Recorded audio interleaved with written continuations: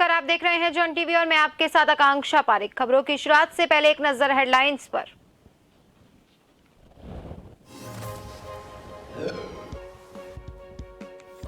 CM Dhami का चंपावत दौरा, police line में लव जिहाद और लैंड जिहाद पर भरी हुंकार, कहा देवभूमि में इस तरीके की हरकतों को नहीं होने दिया जाएगा।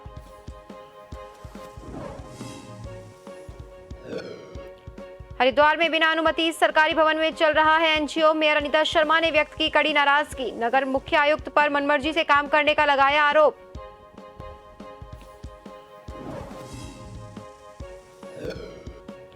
राजधानी देहरादून में ट्रैफिक की समस्या से निजात पाने के लिए एसपी ट्रैफिक की जनता से अपील, अपनी गाड़ियों को सही जगह करे पार्क ताकि न लगे अनावश्यक जाम।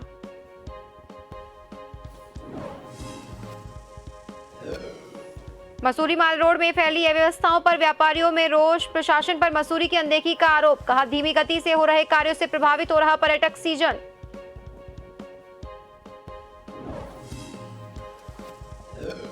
और चारधाम यात्रा को लेकर स्वास्थ्य विभाग अलर्ट मोड पर, ऋषिकेश में बनाया 6 बेड का अस्पताल, जगह जगह डॉक्टर्स की तैनाती।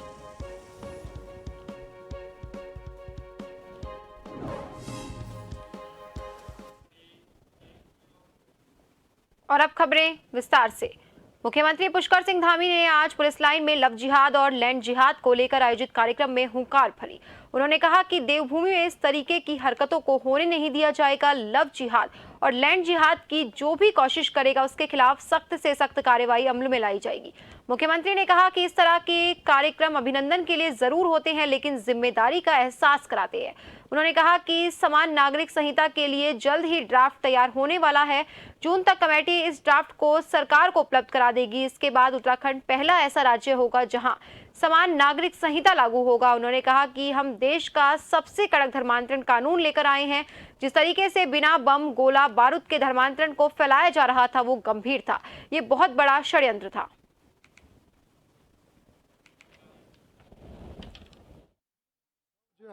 लैंड जिहाद, इसके विरुद्ध निर्णायक प्रहार किया और एक नई चीज ध्यान में आई है, मजार जिहाद। इस देवभूमि के अंदर हजारों हजार मजारें ऐसी बना दी गई, अचानक बन जाती है। और अब तक माननीय मुख्यमंत्री के निर्देशन के बाद इस देवभूमि को संरक्षित करने के लिए जब अभियान चलाया गया तो 300 मजारें जब हटाई गई, अभी तक उनके नीचे एक भी मानव अवशेष वहाँ नहीं मिला। इससे पता चलता है ये लैंड जिहाद का कितना बड़ा षड्यंत्र है। ये देवभूमि के अंदर जनसंख्या असंतुलन करने का कितना बड़ा षड्यंत्र है। ये देश भूमि जिसे पूरा विश्व आस्था के साथ देखता है, बद्री केदार की वह भूमि, उस बद्री केदार की भूमि पर ये जिहादी तत्व जनसंख्या असंतुलन करके इसके आध्यात्मिक स्वरूप को बिगाड़ना चाहते हैं। उत्तराखंड हमारी धर्म, अध्यात्म और सांस्कृतिक रूप से पूरे विश्व की एक तरह से राजधानी है, विश्व का एक केंद्र है, भारत का एक केंद्र है। यहाँ पर जो हमारी धार्मिक संस्कृति है, हमारा धर्म है, अध्यात्म है, वो बना रहे, उसके लिए अतिक्रमण, अवैध कब्जेदारी, सरकारी जो ज़मीनों पर कब्जे हैं, उन सबको एक अभियान के रूप में हम लोगों ने लिया है। उसको अभियान के रूप में हटाएंगे। और उत्तराखंड बहुत शांत प्रदेश है, सब लोग एक दूसरे के साथ भाईचारे के साथ रहते हैं और किसी प्रकार का कोई यहाँ पर मतभेद नहीं है किसी प्रकार। देहरादून नगर निगम स्वच्छता सर्वेक्षण 2023 में अच्छी रैंक लाने की कोशिश कर रहा है। इसी कड़ी में देहरादून की दीवारों पर भी खूबसूरत पेंटिंग बनाई जा रही है। ये पेंटिंग देहरादून की जनता को पर्यावरण संरक्षण और देहरादून को साफ रखने का संदेश दे रही है। मेयर सुनील गुनियाल ने गामा ने कहा कि नगर निगम द्वारा राजधानी स्वच्छ और सुंदर करने का कार्य किया जा रहा है। इसके साथ ही उन्होंने जनता से अपील की कि इस मुहिम में राजधानी देहरादून की जनता का भी सहयोग होना चाहिए। उन्होंने कहा, हमारी कोशिश है कि इस बार स्वच्छता सर्वेक्षण 2023 में नगर निगम देहरादून अच्छी रैंक प्राप्त करेगा।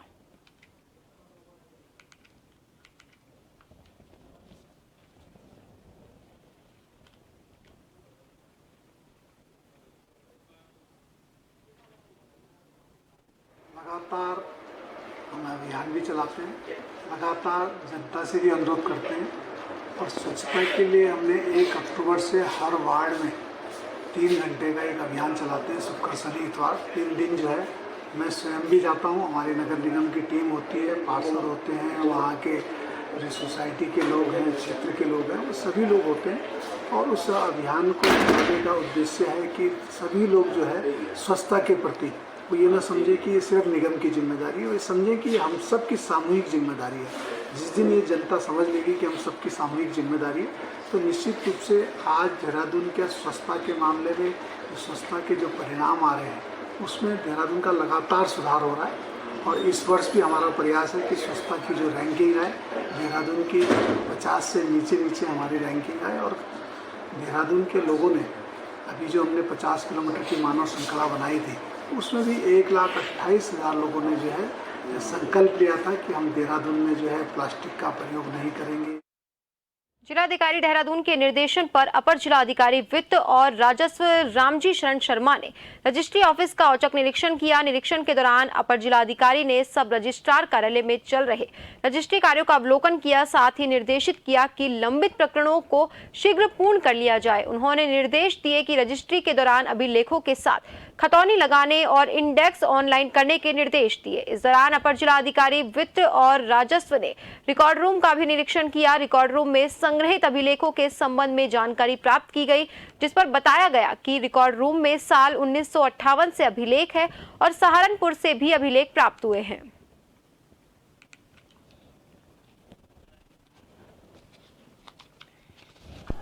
आज रजिस्ट्री ऑफिस का निरीक्षण किया गया और ये देखा गया कि रिकॉर्ड की क्या स्थिति है, क्योंकि ये बार बार आ रहा था कि रजिस्ट्री ऑफिस में भी कुछ सुधार की आवश्यकता है। रिकॉर्ड कुछ ठीक नहीं है और इनको दुरुस्त किया जाए, क्योंकि 12 साल का रिकॉर्ड जब भी हम मांगते हैं तो इसमें रिकॉर्ड की स्थिति ठीक करने के लिए मांग की गई थी। तो आज मैंने उसका इंस्पेक्शन किया और चीज़ों को देखा, समझा है।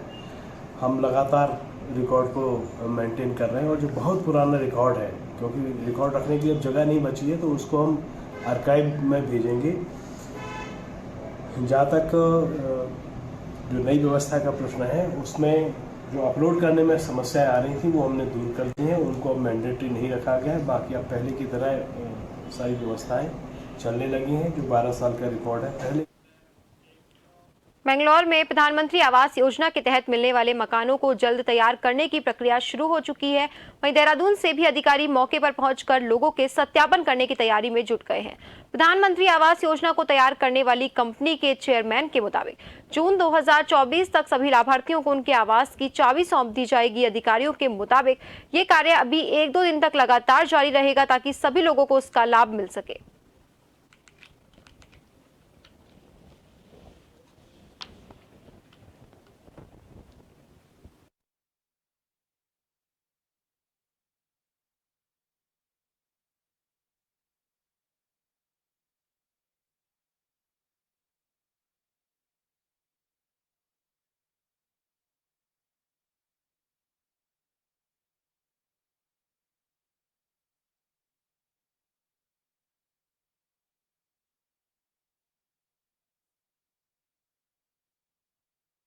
जून तक ही देना है, जून 2024 तक ही हमें फाइनल करना है।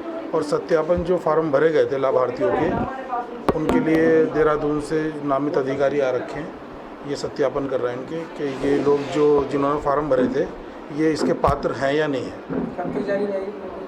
प्रक्रिया अभी 4-5 दिन चलेगी जब तक ये 544 फार्मों के सत्यापन पूरा नहीं होता। देखिए, ये फॉर्म पिछले कई वर्षों से भरे जा रहे थे प्रधानमंत्री आवास योजना के, अभी अपने निर्णायक चरण में पहुंच चुके हैं। अब इनमें जितने भी लाभार्थी हैं सबके दस्तावेजों का सत्यापन, भौतिक सत्यापन चल रहा है कि उनके सब यहीं के निवासी होने चाहिए। किसी पात्र का हक न मर जाए और किसी अपात्र को लाभ न मिल जाए। ये प्रक्रिया 1-2 दिन में पूर्ण कर ली जाएगी और अगले वर्ष संभवतः सब लाभार्थियों को भौतिक कब्जा दे दिया जाएगा। राज्य सरकार द्वारा सरकारी भूमि पर हुए अतिक्रमण के खिलाफ चलाए जा रहे अभियान के तहत जिला पंचायत चंपावत भी कार्यवाही पर उतारू हो गया।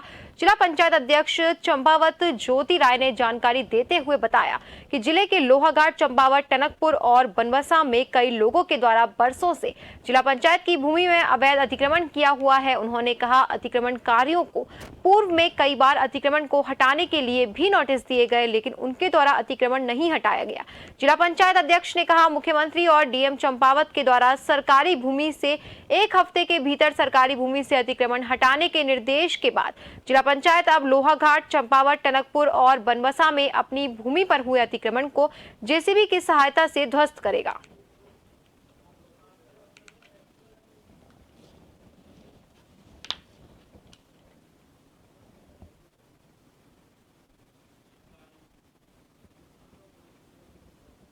राज्य सरकार पूरे राज्य में अवैध अतिक्रमण के खिलाफ अभियान चला रही है। ठीक उसी प्रकार जिला पंचायत भी जहां जहां जिला पंचायत की भूमि पर अवैध अतिक्रमण किया गया है वहां पे कार्रवाई करने जा रही है।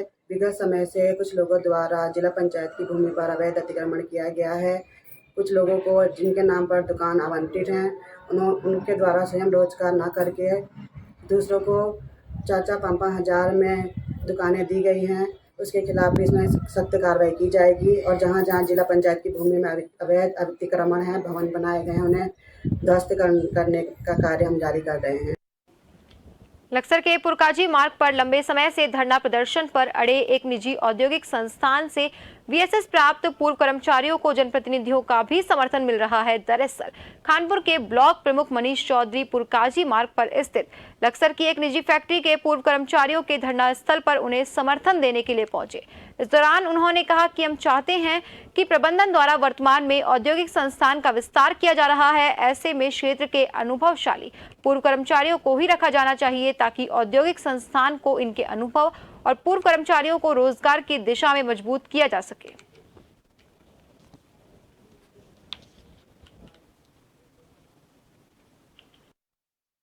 तो ये है कि हम यही चाहेंगे अगर कंपनी बड़ी हो रही है तो कम से कम जो कर्मचारी पहले थे पुराने उन्हें रखा जाए, क्योंकि अब नए रखेंगे तो उन्हें तो एक्सपीरियंस नहीं है। ये हमारे पुराने कर्मचारी हैं, ये हमारे भाई भी हैं, तो हम यही चाहेंगे थे कि दोबारा इन्हें ही रखा जाए ताकि इन्हें भी लाभ मिले और कंपनी को भी इनका जो एक्सपीरियंस है उसका लाभ मिले। कल प्रमुख साहब के पिताजी भी आए थे यहाँ पर हमारे धरने पर और हमारा दुख देखकर उन्होंने आज जो प्रमुख साहब को यहाँ खुद भेजा कि भाई हम आप लोगों की मांग को ऊपर तक पहुँचाएंगे, दिल्ली तक पहुँचाएंगे और ये हमारा सहयोग भी करेंगे पूरा।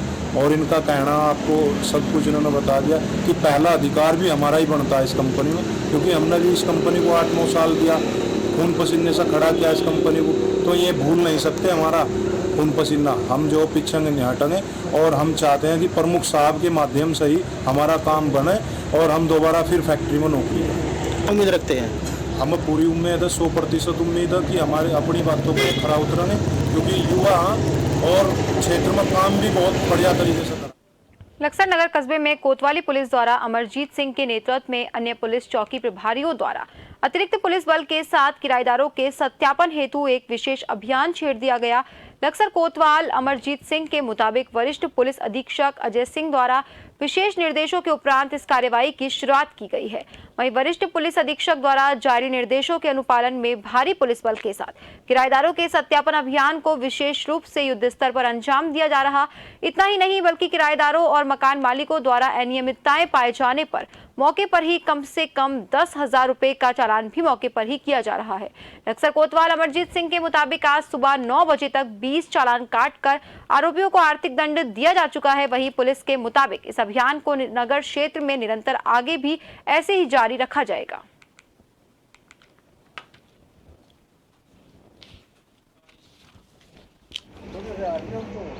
देखिए, ये हमारे जिला मुख्यालय और पीएचक्यू के निर्देशों के क्रम में ये सत्यापन अभियान चलाया जा रहा है और इसमें आज लक्सर कोतवाली के क्षेत्र अंतर्गत भी ये अभियान चलाया गया, जिसमें सुबह से कई टीमें अलग अलग जगहों पे इस सत्यापन की कार्रवाई कर रही थी और उसमें करीब 150 लोगों का सत्यापन किया गया, जिसमें से 23 हमें लोग ऐसे मिले जो मकान मालिक थे, उन्होंने अपने किराएदारों का सत्यापन नहीं किया गया था, तो उनके 10-10 हज़ार के चालान भी हमारे द्वारा काटे गए। और इसी के साथ खबरों में वक्त तो चला एक छोटे से ब्रेक का। जल्द हाजिर होंगे, बने रहिए जन टीवी के साथ।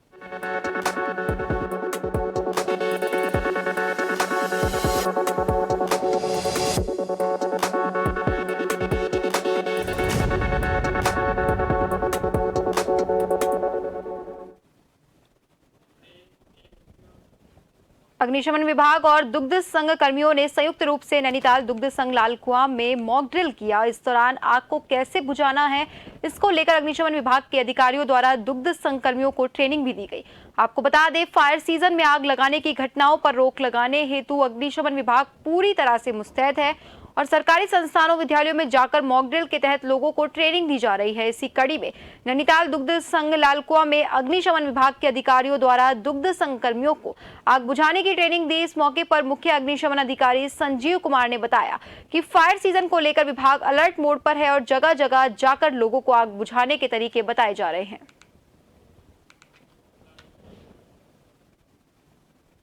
ऐसा है कि हमारा जो डीआईजी मुख्यालय के आदेश के अनुपालन में हम लोग जो है जगह जगह जाकर के फायर ड्रिल कर रहे हैं। फायर सीजन चल रहा है, लोगों को जागरूक कर रहे हैं, लोगों को बता रहे हैं कि आग लगने पे क्या किया जाए क्या ना किया जाए।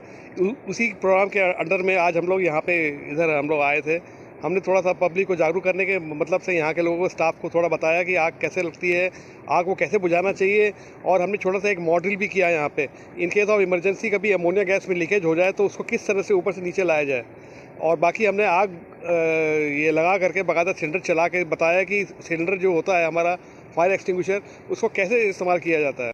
देखिए, गर्मी आते ही पूरे जनपद में और अन्य क्षेत्रों में आगजनी की घटनाएं लगातार बढ़ रही हैं।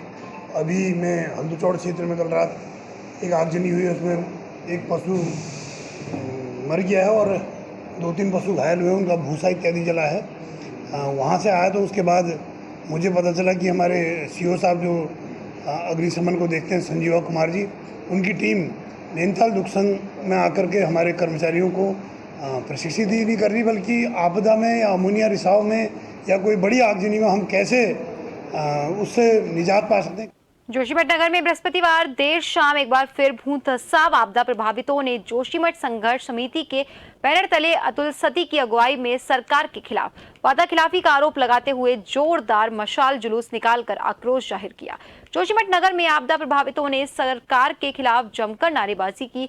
आपको बता दें, जोशीमठ संघर्ष समिति द्वारा विगत 107 दिन के धरने प्रदर्शन आंदोलन के बाद सूबे के मुख्यमंत्री धामी के 8 अप्रैल के 11 सूत्रीय मांगों पर सहमति बनी और आश्वासन के बाद जोशीमठ तहसील में चल रहा धरना स्थगित हो गया था।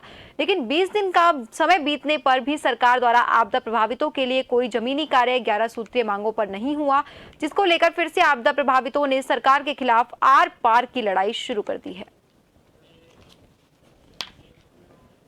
भगवान बद्री विशाल जी के धाम के कपाट इस साल 27 अप्रैल सुबह 7:10 पर ग्रीष्मकालीन हेतु खोल दिए गए थे। जिस दिन से भगवान बद्री विशाल जी के धाम के कपाट खुले, तब से लेकर आज तक भगवान बद्री विशाल जी के धाम में रिकॉर्ड तोड़ तीर्थयात्रियों का आवागमन देखा गया। इस साल भगवान बद्री विशाल जी के धाम में रिकॉर्ड तोड़ तीर्थयात्री पहुंच रहे हैं, जिसके चलते भगवान बद्री विशाल जी के धाम में इस वक्त चारों तरफ देश और विदेश के कोने कोने से पहुंचे हुए तीर्थयात्री ही दिखाई दे रहे हैं। ऐसे में खास बात तो ये है कि भगवान बद्री विशाल जी के धाम में अब मौसम काफी अच्छा और सुहाना हो चला है।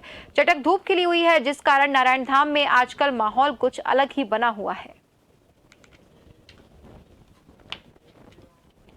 आईआईटी रुड़की में 11 मई को नेशनल टेक्नोलॉजी डे के मौके पर मल्टी एक्टिविटी सेंटर ऑडिटोरियम में कार्यक्रम आयोजित करते हुए नेशनल टेक्नोलॉजी डे मनाया गया। इस कार्यक्रम में उत्तराखंड के राज्यपाल गुरमीत सिंह भी शामिल हुए। कार्यक्रम में महिला सशक्तिकरण, कनेक्टिविटी, जैविक खेती, स्थानीय उत्पादों, पर्यटन कल्याण, स्वयं सहायता समूह, आयुर्वेद के साथ कई अन्य महत्वपूर्ण विषय पर चर्चा की गई है। कार्यक्रम में बताया गया कि आईआईटी रुड़की के पास जितने इंडस्ट्रीज उनको मैन्युफैक्चरिंग में मदद करते हैं और जितने भी आसपास स्कूल के छात्रों को विज्ञान और टेक्नोलॉजी के बारे में जानकारी देते हैं। इस मौके पर मैं जितने भी आईआईटी रुड़की के एलुमनी हैं उनको भी मैं अप्रिशिएट करना चाहता हूं कि उन्होंने यहाँ से विद्या ग्रहण करके, यहाँ से एजुकेशन प्राप्त करके पूरा दुनिया में योगदान दिया है। अगर आप स्कैनिंग करेंगे तो आपको पता चलेगा कि आज के दिन में पूरी दुनिया में, पूरे राष्ट्र में जो नेशनल बिल्डिंग किया है और टेक्नोलॉजी का, और ये जगह तो सिविल इंजीनियरिंग की एक गढ़ रहा है। और जिस प्रकार से इन्होंने माँ गंगा कैनाल और इंजीनियरिंग को मिलाया है। इन दिनों राजधानी देहरादून की पुलिस ट्रैफिक को लेकर सख्त रुख अपनाए हुए है। राजधानी की सड़कों पर जगह जगह टोइंग की कार्रवाई की जा रही है। लेकिन आम जनता फिर भी ट्रैफिक नियमों का लगातार उल्लंघन कर रही है। ऐसे में एसपी ट्रैफिक अक्षय कोंडे ने कहा, सब लोगों से अपील है कि अपनी गाड़ी को सही जगह पार्क करें। गाड़ी गलत पार्क करने से अनावश्यक ट्रैफिक जाम की समस्या बढ़ जाती है, जिससे आमजन को भी समस्याओं का सामना करना पड़ता है।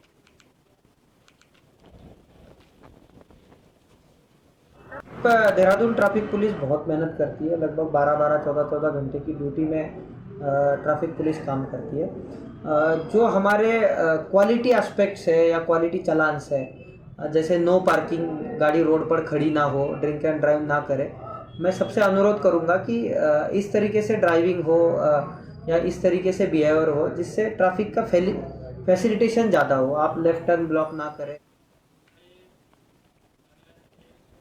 कुमाऊं दौरे पर निकले कांग्रेस के प्रदेश अध्यक्ष करण महाराज जसपुर में विधायक आदेश चौहान के निवास पर पहुंचे, जहां कांग्रेसियों ने उनका स्वागत किया। करण मेहरा ने बीजेपी सरकार पर जमकर हमला बोला। उन्होंने सरकार द्वारा प्रदेश में मजारे तोड़ने को लेकर कहा कि कोर्ट में चल रहे मामलों के बीच सरकार प्रदेश में मजारे तोड़ने का काम कर रही है, जो कि गलत है।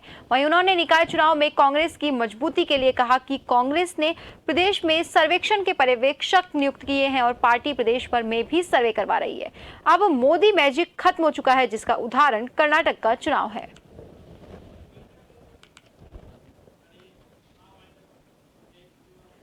और फिलहाल इस बुलेटिन में इतना ही। बने रहिए जन टीवी के साथ। नमस्कार।